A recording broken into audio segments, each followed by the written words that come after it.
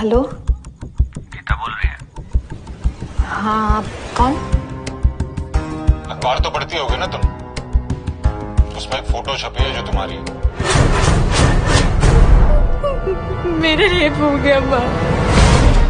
अभी जो आपने कुछ सेकंड की झलक देखी वो कोई मनगढ़ंत स्क्रिप्ट पर बनी फिल्म नहीं है, बल्कि देश के सबसे बड़े से स्कैंडल पर आधारित फिल्म अजमेर 92 का टीजर है। 1987 से चल रहा है ये सब।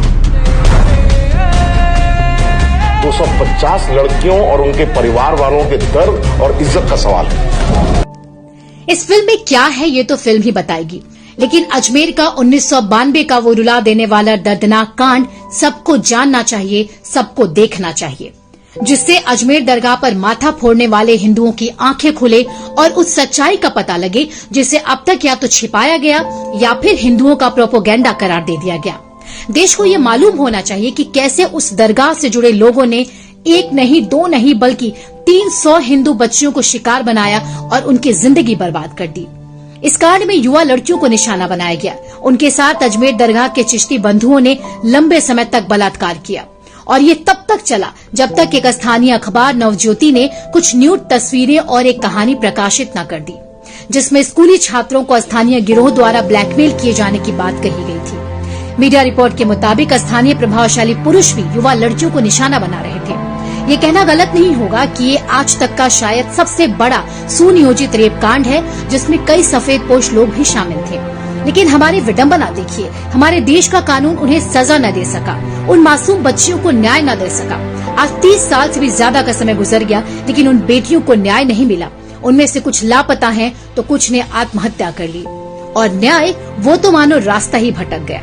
दरअसल जो लोग द कश्मीर फाइल्स और द केरला स्टोरी को देखकर डरे हुए हैं, यकीन मानिए वे अजमेर कांड की सच्चाई जानकर कई दिनों तक सो ही नहीं पाएंगे। इस कुख्यात मामले में विडंबना ये भी थी कि अजमेर में हर कोई जानता था कि आरोपी कौन है।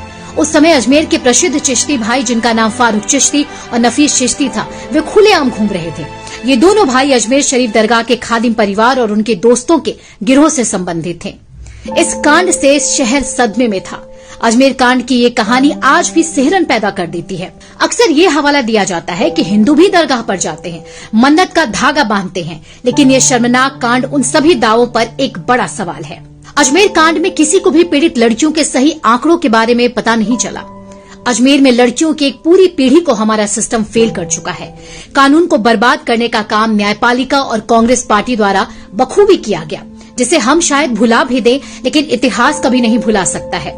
उन सैकड़ों हिंदू लड़कियों के साथ जो हुआ वो अमानवीय नहीं बल्कि दैत्य अपराध था। क्या अजमेर 92 फिल्म को भी देश के कथित पत्रकार और बुद्धिजीवी महानुभाव नकारेंगे कि सैकड़ों नहीं बल्कि इससे कम बच्चियों के साथ अपराध हुआ था? जबकि सच्चाई तो ये थी कि ज्यादातर पीड़ित लड़कियां लोकलाज के डर से पुलिस के पास गई ही नहीं, कईयों ने तो अजमेर छोड़ दिया था। अजमेर रेप कांड हमारे देश पर एक ऐसे कलंक के रूप में अंकित है जो हमेशा हमारे देश के ऊपर एक बदनुमा दाग की तरह दिखता रहेगा। इस फिल्म को देखने के बाद शायद ही कोई व्यक्ति अजमेर दरगाह पर माथा टेक पाएगा। Bureau report, greatly media.